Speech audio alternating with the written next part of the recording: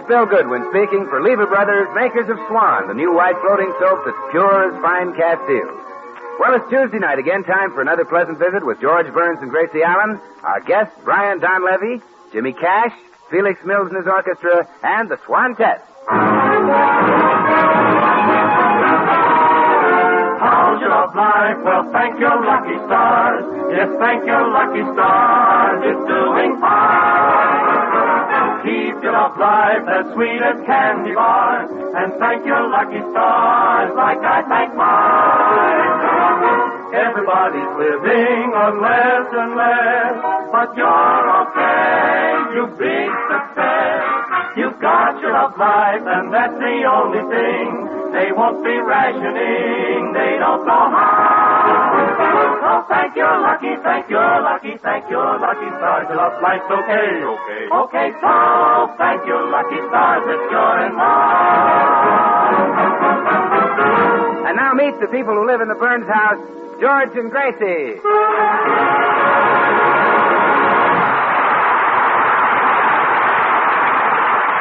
Now it's morning in the Burns home, and George is pacing up and down the living room in a somewhat unusual costume. 10 shoes, 10 socks, 10 trousers, and no shirt.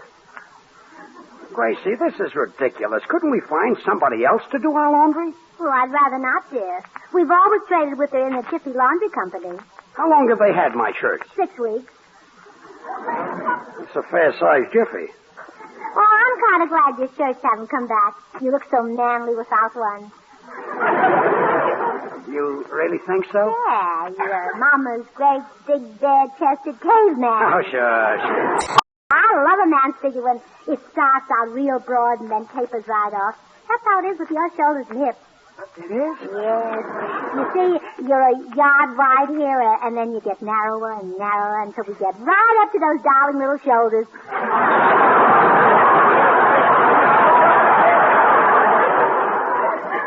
Yeah, I'm a dream man. I love your figure, George. And you know what gives me a thrill? What? The hair on your chest. Oh, go. It's such a cute little curly one. Yeah, I've always been fond of it, too. Honey, how about you washing a shirt for me right now? Well, I'd love to, George, but my career starts in a half hour. Your career? My dramatic career with the Upstairs Greek Art Theater. The Upstairs Greek Art Theater? Yes, our theater is upstairs over Nick's Acropolis Cafe. I see. And it's under the direction of that great Shakespearean actor, Nigel Bolingbroke. Bolingbroke is no actor. He's a pool room bum. Oh, that's not true, George. Could a pool room bum get financial backing from a man like Chester Van Wert? Who's Chester Van Wert? Who's Chester Van Wert? My goodness. Don't you ever read the papers? Well, sure. Well, who do you think delivers them? Oh, little dirty-faced Chester. Oh, that's him, yes. Oh, come in. Well, greetings, fair lady. 'Tis I, Bolingbroke. Oh, hello, Maestro. You're just the man I want to see, cue ball. Gadzooks, man. Your torso is unclad. Yes, isn't it thrilling? Doesn't George have a chest like a caveman? Yes, now that you mention it, it does cave a bit. Look, cue ball, do you have to get my wife mixed up in that broken-down Greek theater of yours? Broken down? My good man, I very nearly had Orson Welles in my company. Unfortunately, he was unable to attend rehearsal. Yes, well, you see, George, since he married Rita Hayworth, he seems to stay home more. Gracie, all this chiseler is trying to do is get your money. Oh, no, George, he didn't get a cent of my money. Well, good. All I did was give him $25 of your money. What? Just a trifling sum to appease the landlord. Nick the Greek. Well, I already nicked him for a few bucks. You mean the landlord? Oh, yes. Well, that's $25 down the drain. Oh, no, son, no. Your wife has talent, Mr. Burns. You see, you did not marry just an ordinary woman. You can say that again. Oh, thank you, George. You're welcome. What play are we going to do, Mr. Bolingbroke? Well, I am dickering for the right to that magnificent dramatic vehicle, The Sin of Madelon Fudnick. But I need another $25 to close the deal. Hi, people. Oh, hello, Bill. See, I found this box of laundry on the front porch. I guess you need it, George. That shirt you're wearing fits kind of loose. I happen to be bare from the waist up. Oh, I see what Bill means, dear. Please tuck it in.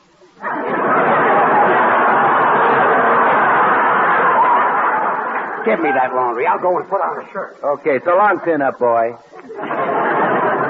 As I was saying, Mrs. Burns, we need $25. Oh, hello, cue ball. I didn't see you. Hello. As I was saying, perhaps we could find a leading man with 20...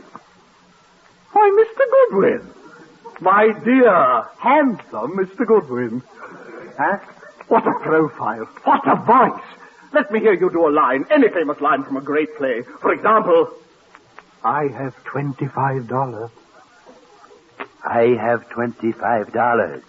Oh, no. With feeling. You've got to actually have $25. You do have 25, don't you? Oh, sure. Never mind the line, you'll do.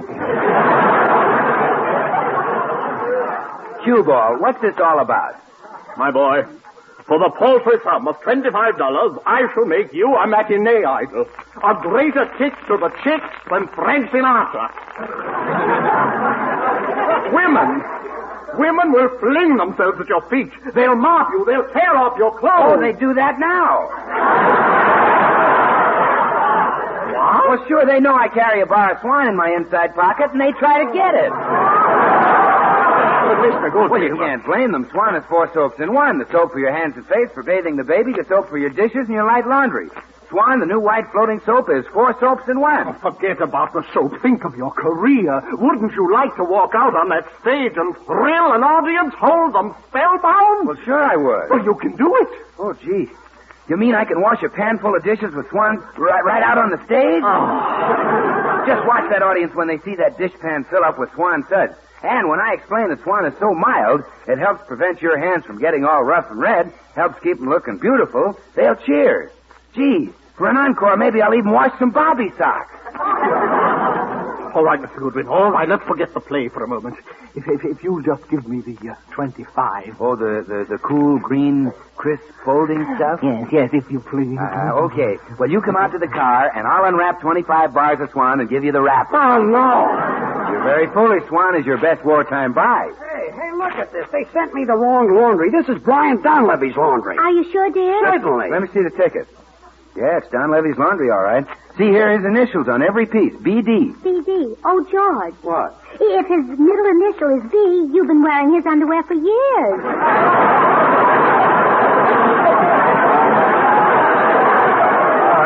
Will one of you see that Donlevy gets this? I'm going to call that laundry and give him a piece of my mind. Hey, look at this shirt. What a chest that Donlevy has. Yes. Why can't we get someone like him for our leading man? Why can't we? I'm pretty sure he could raise $25.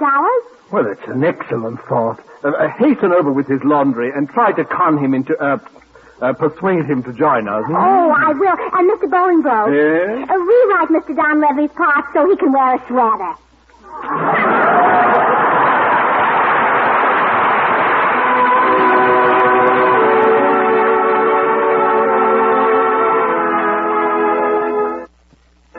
Here's our singing star with a favorite ballad of the season, Jimmy Cash. How sweet you are, how sweet you are, how dear your tenderly smiling face. Through days all bitter and gray and grim, through nights when even the stars are dim, how sweet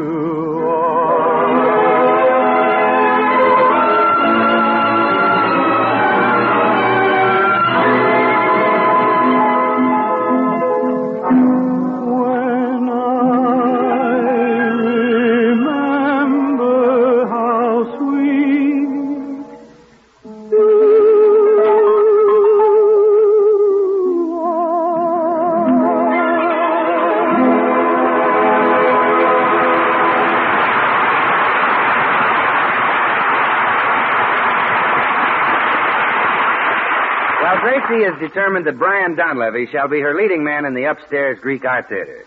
So now, with his laundry under her arm, she's knocking at the door. Oh, hello. Oh, hello, Mr. Donlevy.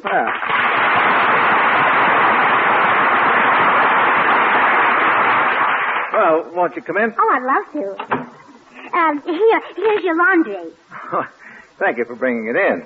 You're Gracie Allen, aren't you? Well, yes. Well, that's my stage name. In private life, I'm Mrs. George Burns, you understand? Oh, of course. It's like Annabella being Mrs. Tyrone Power or Barbara Stanwyck being Mrs. Robert Taylor. You have the same sort of married life.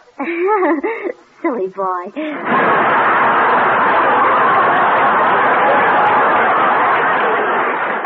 Well, what did you want to see me about, Mrs. Burns? Oh, something that I'm sure will interest you. Mr. Donlevy, did you ever think of becoming an actor? Well, yes, I've considered it. In fact, I've gone so far as to appear in a couple of pictures. Oh, no, I don't mean the movies. I mean the legitimate stage. The theater of the Lumps and the Barrymores and the Ritz Brothers. Oh, no, thanks. No, thank you. I'm quite happy in the cinema of Garbo and Dietrich and Minnie Mouse. Oh, pooh to the movies. They're just a lot of celluloid. What the people want to see today is flesh and blood. And you got so much of it. Thank you very much, I suppose. And just think, for only $25, you can become the leading man of the upstairs Greek Art Theater. Oh, well, you'd better count me out, Mrs. Burns. There must be some other actor in Hollywood, though, who has $25. No, but I like you. I want you to have the chance to play opposite America's greatest actress. Oh, she's a member of the upstairs Greek Art Theater? Oh, sure. Not Catherine Cornell. No. Bette Davis? No. Helen Hayes? No, better than those. Gee, I'd love to meet her. Well, how do? You must think I'm an awful fool not to have known, huh? That's all right. Those other girls are good, too. Shall we go to rehearsal? Well, I'm afraid I can't get away right now. You see, Cary Grant's coming over, and we're going to do some knitting. But, we'd be magnificent together. Can't you just see us doing Macbeth? You could be Mac and I could be Beth. I'm sorry, Gracie. Oh, are you mad, Brian? It's the chance of a lifetime. We're putting on a play that I know you'll adore. The Sin of Madeline Fudnick. The what? The Sin of Madeline Fudnick. Well, with a name like that, how'd she ever get the chance? Oh, Brian. Brian, say you'll do it. Uh-uh. Well, if it's the money, I might get you in for $20. Uh-uh. Well, $15 if you wear your own tuxedo. Uh-uh. In one scene, you get to kiss me on the cheek. Uh-uh. Both cheeks? Uh-uh. Uh-huh. Uh-uh. Oh, it's no use, Gracie. I'm just not the man for the job. Well, I guess I may as well be going then. You sure you won't reconsider? No. Sorry, Gracie. Well, goodbye, and thanks for bringing in my laundry. Oh, you're the laundry. Yes, the laundry. Yeah. Thank you very much. Oh, you're welcome. I hope you liked the way I washed your things. The way you washed them? Yes, I hope I didn't put too much starch in your socks. Wait a minute. You mean you take in washing? Yes, my husband makes me. Oh. Well, but I sent my clothes to the In a Jiffy Laundry Company. Well, when I don't take in enough money, he sneaks bundles off laundry trucks for me to do. Oh, that man is a beast. No, it's not his fault. He can't help himself. You see, he's money mad. Horrible. That's why you must do this play with me. I want the stage, not the awful drudgery of the wash tub. Well, Oh, Mr. Donlevy, I've got a great talent. Don't let it get caught in a ringer.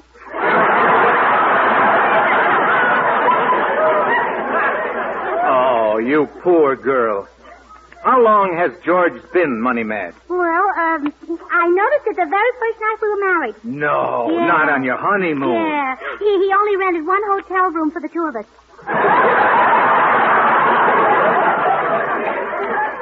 Well, maybe that wasn't just to save money. Well,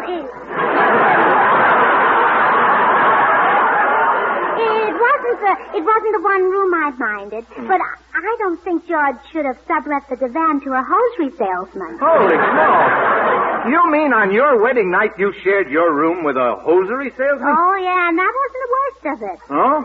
Well, what was? Well, George wouldn't let me buy anything from him. What a married life you've had. Yeah. So please, Mr. Donlevy, please say you'll be in the play with me so I won't have to take in washing anymore. Don't you worry, little girl. I promise you'll never have to wash clothes again.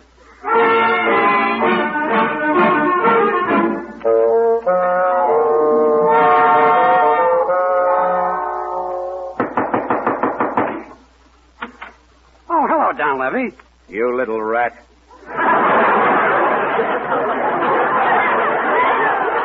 Huh? What do you do with all the money? What money? You know what money. Don't shout at me. What's the matter? You afraid I'll wake up a salesman on the divan? Now, look here. Hey, where's your wash tub? On the back porch. Get out there and fill it with water. But I can't swim. You're not gonna swim. You're not swimming. You're gonna do my laundry. Now, see here. Get going, come on. Yes, sir.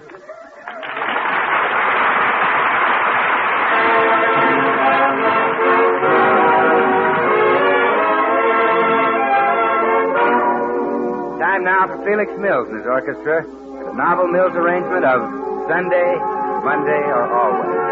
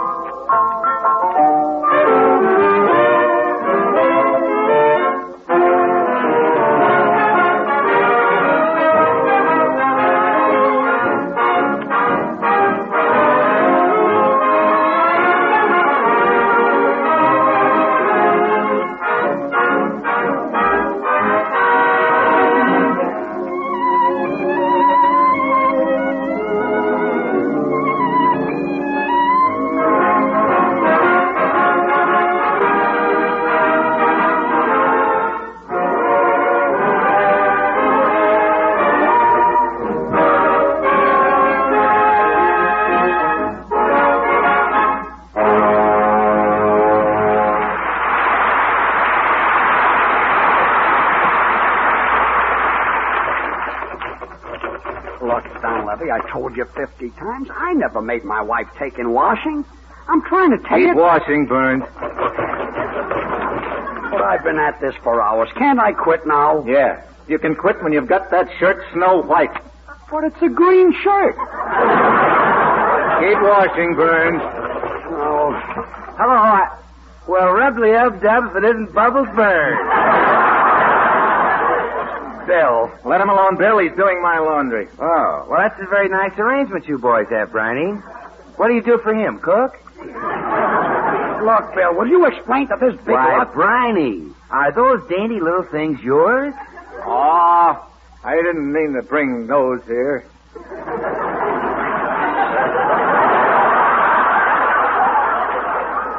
Gee, and he wears pink ones. Bill, please explain to Don. See, Briney, I'm glad you've got George using Swan soap. Swan is 4 soaps in one. Not only great for flimsy things, but just the soap for your dishes, for bathing the baby, and for your own hands and face, tub or shower. 4 swell soaps in one. Bill, just tell Donlevy that Gracie... Keep washing, Burns. Yes, sir. And go easy on my flimsy things. Yes, sir. Ah, what a picture you make bending over that tub, George. I can almost see a little kid running in from school, grabbing you by the apron strings and saying, "Bathe me with Swan." Swan is great for kids. It's pure as fine cast seals and so mild, too, just what the doctor ordered. And you know, Brian, if Swan is kind to a baby's tender skin, it's just got to be swell for us grown-ups. You can't buy a finer soap for your complexion. Bill, now just tell Donlevy that Gracie... Keep washing, Burns. I finished your laundry. I washed every dainty imaginable. And I must say, a beautiful job, George. Now break the Swan in two, take half inside, and start on the dishes. Now, Bill. Well, that's why Swan breaks in two, so you can use half in the kitchen and half in the bathroom or wherever you need it. Bill, will you just explain... Oh, all right, George. What is it? What do you want me to tell Donlevy? I just want you to tell him the truth. Does Gracie take in washing? Well, of course not. Are you trying to make Donlevy believe she does? What do you think he is, stupid? Oh, George. Well... All right, so I'm stupid. But this is your fault, George. What's the matter with you? Don't you know how to handle your own wife? Well, sometimes I think I don't, and sometimes I'm positive I don't. The idea of letting her run around telling wild stories just so she can do some broken-down play. I suppose you could stop her. Easy. I could talk her out of... George, Oh, hello, Mr. Donlevy. Hello. How are things in the wet wash racket? I just made that up about taking in washing. Funny joke, wasn't it? George didn't think so. Well, shall we run over my play, Mr. Donlevy? Yeah. Let's do that. Oh, wonderful. I'll go get the script. Hey, what's the idea, Donlevy? I thought you were going to talk her out of it. I've got a better idea. I'm going to louse this scene up so badly she'll never want to hear of me or the theater again. Here she comes. Oh, here's the script, Mr. Donlevy. The Sin of Madeline Fudnick. I'm Madeline, and you're my sin.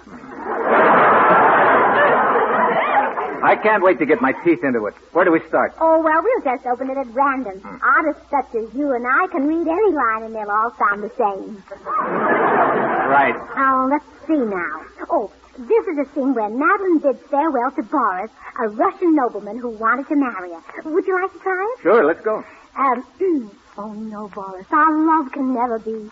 You are a Russian nobleman, and I am only a simple Fudnick. Go back. Go back to your own land, Boris. Go back to Russia. Faith and be God, Madeline, me darling, and it's breaking me heart. However, if it's after telling me go that it is you are, is all a Russian gentleman can do. Oh, Brian, that was wonderful. Huh? Wonderful. Didn't you hear the act? Oh, yes, and I adored it. We'll rewrite the whole scene and make Boris a Frenchman, just as Mr. Donlevy did. Yes, and you can call him Axel. Sure. Shall we try another scene, Mr. Donlevy? Oh, sure, by all means. Well, here's a nice one. Tell me, beloved. Oh, wait. George, before I go any further, you'd better give me a little hug. What for? Well, I'm about to play a love scene with Brian, and I want you always to remember me as I was. Play the scene. Ready, Mr. Donlevy? Take it. Tell me, beloved, why are we drawn so irresistibly together? Because you are a woman, Madeline, and I am a man?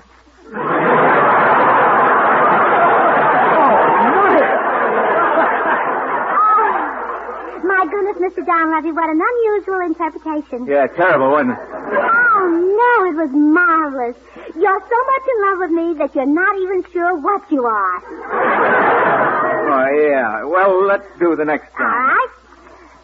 There are stars in your eyes, my dearest one. You have the soul of a poet, and I must have you near me always. Certainly. It's the same with me, Madeline. Yous is a girl in a million. Without yous, life would have no point.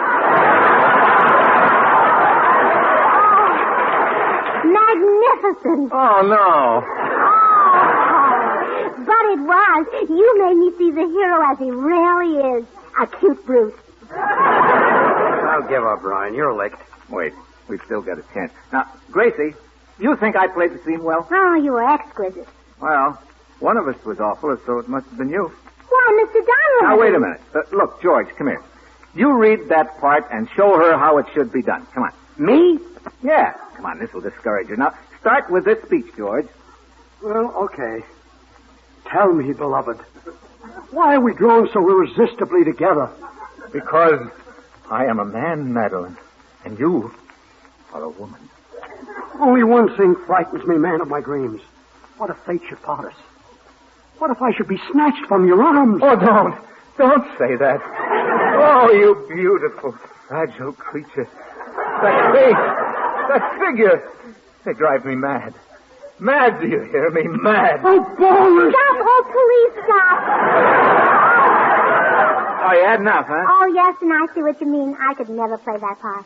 Well, hallelujah. Hallelujah. Oh, I thought I was a great actress, but I was wrong. I'll step aside, Brian. George will be your leading lady. Oh, no.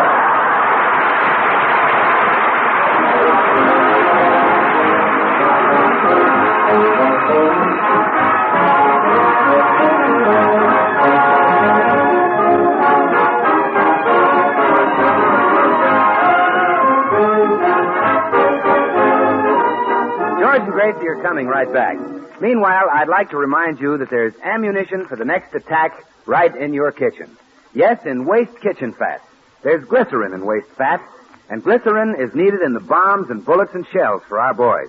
So save all the waste fat you can. Melt down solid fats, too. Strain them into a clean tin can. And as soon as you have a pound or more collected, take it to your meat dealer. He'll pay for it. How about it, friends?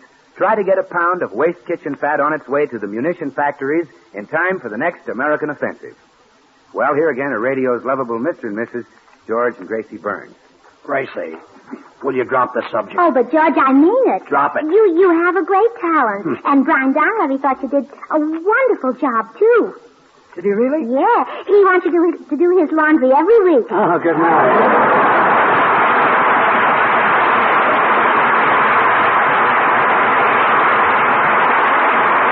The makers of Swan, the new white floating soap, join George and Gracie in inviting you to tune into your CBS station again next week, same time. We'll have as our guest star Ray Milland, appearing in the interest of the Third War Bond Drive. Remember, George Burns and Gracie Allen, CBS next Tuesday night. And don't forget to listen to Swan's other show, Tommy Riggs and Betty Lou, next Friday night over another network. And now till next week, this is Bill Goodwin saying, well, I, Swan, how about you? Good night, everybody.